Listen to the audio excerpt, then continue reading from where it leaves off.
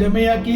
राधे राधे दोस्तों, मैं आपको ना एक बहुत ज़बरदस्त आज एक स्टोरी शेयर करने वाला हूँ आप लोगों के साथ। एक जंगल में दो शेरों के साथ एक हिरनी चल रही थी। दो शेरों के साथ तो एक हिरनी चल रही थी और उनकी जो पोजीशन थी, हिरनी बीच में थी, लेफ्ट में शेर और राइट में शेर चले आ रहे थे। तो एक संत ने जब जंगल में ये जो पिक्चर देखी कि हिरनी बीच में, दोनों शेर आजू बाजू में, तो परेशान हो गए। तो उनसे रुका नहीं गया और उन्होंने तुरंत हिरनी से पूछा कि हिरनी, ये क्या है? तुम्हारे दोनों आजू बाजू में दो शेर चल रहे हैं, जबकि शेर और हिरनी दोनों के साथ जो होता है वो जानी दुश्मन होते हैं, हिरन और हिरनी के शेर। हिरनी ने कहा, महाराज जी परेशान होने की जरूरत नहीं है। कुछ टाइम पहले की बात है कि एक शेरनी ने अपना दम तोड़ दिया। उसके दो छोटे छोटे बच्चे इधर उधर भूख के मारे बिलख रहे थे। तो मैंने क्या किया कि उनको अपना दूध पिलाया और उनको पाला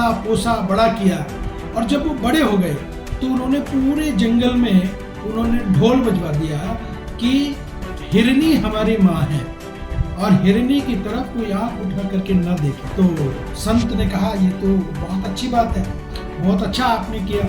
ये कहानी को एक पेड़ पे बैठा हुआ तोता सुन रहा था। तोते के दिमाग में एक बात आई कि जो हिरनी ने किया, मैं भी क्यों ना किसी के लिए परोपकार करूं, किसी की सेवा करूं, जिससे कि उसकी जान बचे और मैं उसको लालन पालन कर पाऊं।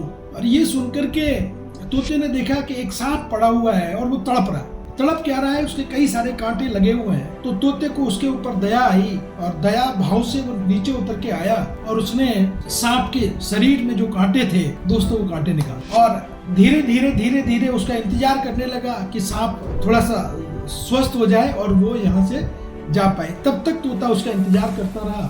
और दोस्तों, सांप जैसे ही थोड़ा सा ठीक हुआ, तुरंत उसने तोते को इतना तेज डंक मारा कि वो तड़पने लगा।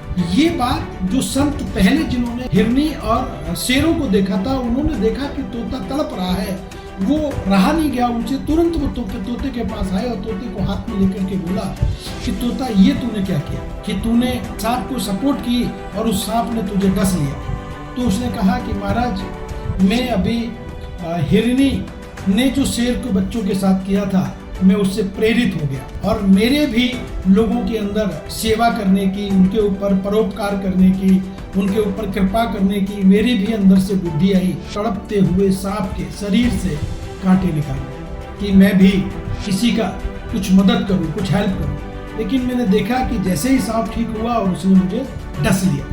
संत ने तुरंत कहा कि बेटा, दया भी उसके ऊपर करो, सपोर्ट भी उसकी करो जैसे शेर के बच्चों की सपोर्ट हुई थी। यानी कि सपोर्ट करो तो शेर के बच्चों की सपोर्ट करो, जिससे कि वो आपकी सपोर्ट का कदर करें। विषैले प्रवृत्ति के व्यक्ति की या जानवर की अगर आप सपोर्ट करोगे तो वो आपकी कमजोरी समझेगा और आपके ऊपर वो हमला कर देगा। तो मैं आपसे ये कह रहा हूँ कि सपोर्ट हमको करनी चाहिए, हमको लोगों की हेल्प करनी चाहिए, लेकिन हमको उस ऐसे लोगों की सपोर्ट करनी चाहिए, ऐसे लोगों की हेल्प करनी चाहिए कि जो आपकी सपोर्ट की कदर करें, जो आपकी हेल्प को समझें।